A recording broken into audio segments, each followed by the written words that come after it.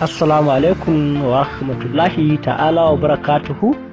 Abokanai yan uwa, barkanmu da warhaka, barkanmu da sake kasancewa a cikin wannan sabon bidiyo.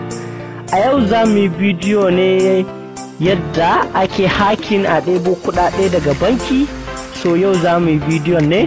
Kafin mu wuce cikin wannan bidiyon namu, idan wannan ne farkon zuwanka wannan channel ɗin namu, ka daure ka danna mana subscribe. Sannan ka danna ƙararrawar sanarwa sai ka zaɓi all ta yadda da zarar mun ɗora bidiyo za a sanar da kai. Mun gode. Sannan kuma kada ka manta da danna mana alamar like, saboda danna mana alamar like da kuke yi yana ƙara yaɗa mana bidiyoyinmu a YouTube. So kada ku manta da danna mana alamar like. Mun gode sosai da sosai. Shi dai hacking, bari in bambance wani hacking ɗin. Akwai hacking kala uku ne. Akwai grey hat hackers, su ne wanda suke yin hacking saboda kawai nishadi, saboda su yi hacking su yi nishadi kawai suke yin shi, grey hat kenan.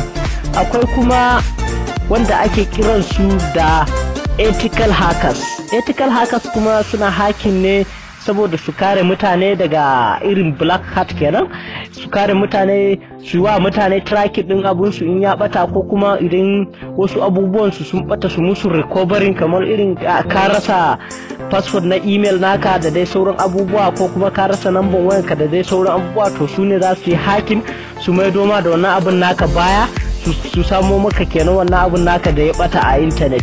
Wayannan su ne ake kiran su da white hat hackers, wanda ake kiransu kuma da ethical hackers.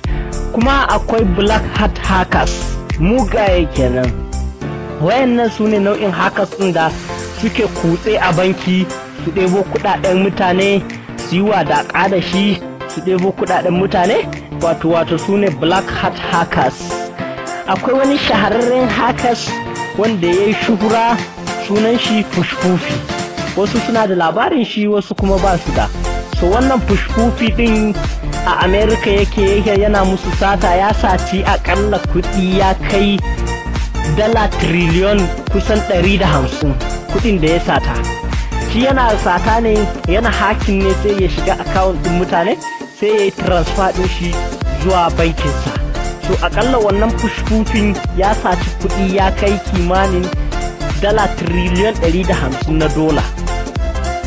So shi wannan fushfufin da ka gan shi ma kawai ka san barawo ne, saboda kayan da ya saka shine kalan motar da zai hau, kalan motarsa zai hau, wankan da yayi a ranar wankan motarsa kenan, kalan motar da zai hau. Kuma motocin dukkan su kala ɗaya ne, abin nan kira ɗaya ne, sai dai kalolin su ne daban-daban.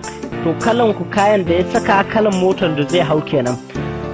So shi fushfufi an kama shi ne yana kokarin shiga tim din Ingila domin ya kwamushe musu kudin su kenan.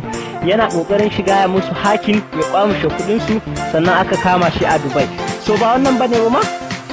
So yanda zaka kare kanka daga irin wayannan mutanen, so da yawa suna kiran mutum a waya sai su tambaye shi, mu daga banki muke kuma muna so mu ma updating a cikin awa 24, ka turo mana detail ɗinka na banki. So fa ka sani, idan dai ka riga da ka tura wa mutum wannan detail ɗin baya katinka, wannan digit ɗin nan da yake a gaban katinka, in ma Mastercard ne ko kuma Visa ko kuma BEP, duk wannan abin idan ka riga da ka tura mutum, in ka tura masa zai ce ka juya bayan, akwai wasu nambobi guda uku. In ka juya bayan katinka ka ga wayannan nambobi guda uku ka tura wa mutum wai a matsayin zai ma update na banki ka, to ka tabbatar cewa wannan haka ne, barawo ne, dan yahu ne, zai ya zo ne don ya sace maka kudinka. A dinga lura da irin waɗannan mutane, kuma ba a iya sata, ba a iya wa mutum hacking in ba dai ba shi ya bada kafa ba. So mun gode sosai, sai mun haɗa bidiyo na gaba.